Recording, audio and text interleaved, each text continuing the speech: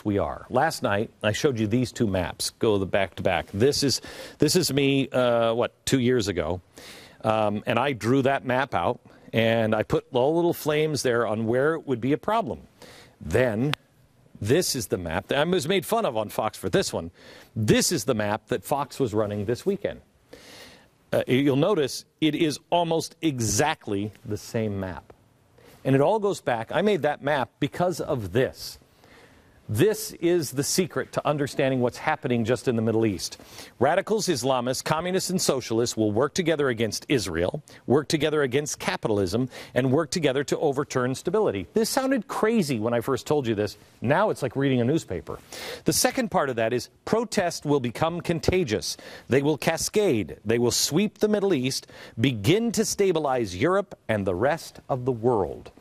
Well, let's see how much of that is happening today. How's the shape of the world today? Let me tell you a few of the stories that you haven't heard about, most likely. In South Africa, there's an all-out labor strike. Has resulted in lethal clashes with the police as they fire rubber bullets to disperse the crowds. You have Spain, Greece, Portugal. They are still broke, and more austerity talk has been met with more violent protests. Violent protests now have come to China, as we told you last night, where they are protesting and now calling for war with Japan, after Japan moved to take control of islands long claimed by both countries. And surely this is unrelated, but Japan's ambassador to China died suddenly this week. Iran's Revolutionary Guard announced that they now have troops on the ground in Syria. That's a problem for Israel. U.S. embassies have been violently attacked in Egypt, Libya, Tunisia, Morocco, Sudan, Lebanon, India, Bangladesh, and Indonesia, just to name a few.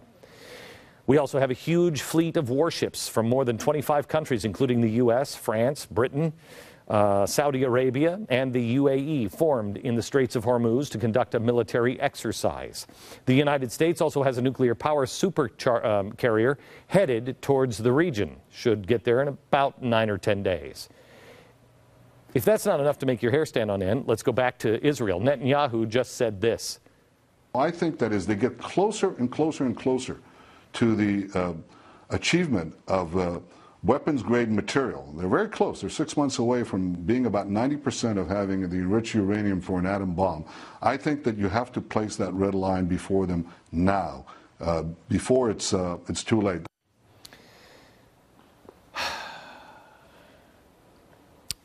War game with me. You're an enemy of the United States. Has there ever been a better time in the last 100 years to try to take us down a notch or two or take us out than right now?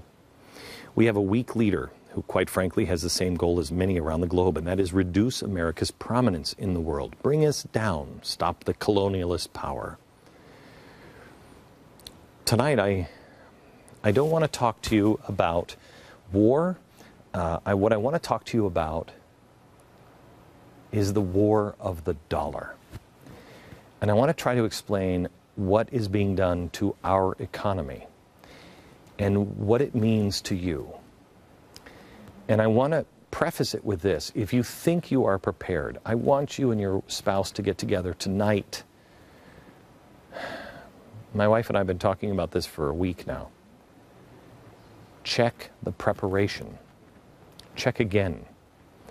You need cash. Cash on hand. Gold, silver, God. You have to have food. I can't tell you how to prepare because the world has never seen what's coming. I got a letter from somebody who said, Glenn, this is not the Great Depression that is coming. This is something that's never happened before. It is complete financial collapse. The world as you know it right now will not look like this. It won't. I don't know what it looks like. But I remember how freaked out my grandparents were 50 years after the Great Depression.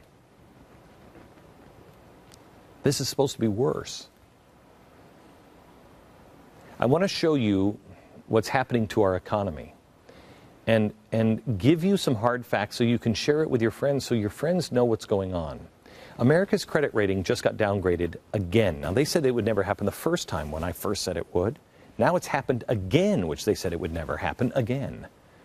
They also said we never have to worry about China because China will always be there because they need us to be buyers. Do they? Do they? Are they always going to be around? Have you ever seen these things? These are ghost cities. These are ghost cities and phantom malls, even an empty theme park. They're everywhere. This is China investing, quote, in infrastructure. No, that's not what it is. It is keeping their people busy building something. This is their stimulus package. They just build them to keep people employed. Does this sound familiar? There's no economic engine driving this. This is just keeping people employed. Otherwise, they'll riot. Well, now they're starting to riot. Why? Because this stuff is being slowed down. People all over the world, like George Soros, hold China up as our future. But looking at those pictures, I believe they're right. China is now struggling. It's coming apart at the seams. And that's why they're allowing the riots on Japan to happen. They have people protesting and burning Hyundai stores down, burning everything down. Why? Because they don't want the people of China to turn on them. So they say, foreign enemy. I told you a few years ago that they're at some point going to realize that America is not a great investment. And so they'll start slowly pulling back on their American debt holdings. Well, that was 2 years ago. And 2 years ago, I showed you who owned the most American debt. China, right? No, 2 years ago, it was the Fed. And since then, it has exploded. Under Obama, the Fed's holdings, they now bought last year 61% of our debt. 61. Their holdings of our debt have quintupled, increasing, you ready? A whopping 452%. On January 28, 2009, the Fed owned $302 billion in Treasury securities. Okay, that's reasonable. On April 25, 2012, the last report, the Fed owned $1.668 trillion, and the experts say by the end of 2014, they will own $5 trillion of our debt. Where does the Fed get that money? How do they possibly have it? You want a reason to audit them? Where are you getting that money? They don't have it. They do what common criminals do. When they don't have enough money and they want it, they either steal it or print it. They call printing money, so it doesn't sound so bad and criminal, they call it quantitative easing. Last week, mark my words, historians will look at the last week to 14 days as the time that put the final nail in the coffin of America's economy, and maybe the world. The world changed last week. Not surprisingly, the media ignored the story. Ben Bernanke and the Fed announced QE3, and there was a little talk about it, and they were like, hey, we got a sugar donut, and this is really good. It's not a sugar donut. Quantitative easing is print and spend. That's what it is. I want to show you one of the guys who is behind it and has been behind it for a long time. Don't take my word for it. Take his words for it. George Soros. Here he is talking about declining the dollar. Watch. So an orderly decline of the dollar is actually desirable. Certainly, a decline in the value of the dollar is necessary in order to compensate for the fact that the U.S. economy will remain rather weak, will be a drag on the global economy. China will be the engine driving it forward, and the U.S. will be actually a drag that's being pulled along through a gradual decline in the value of the dollar. It's a delicate maneuver, but I think it can be done.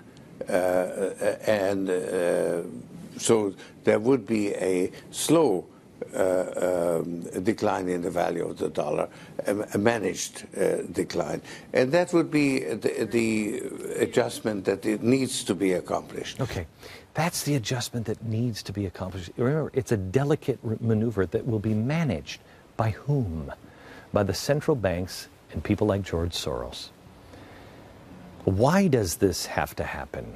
Well, do you remember when Andy Stern said workers of the world unite? Other union leaders like Trumpka, they're all trying to go global.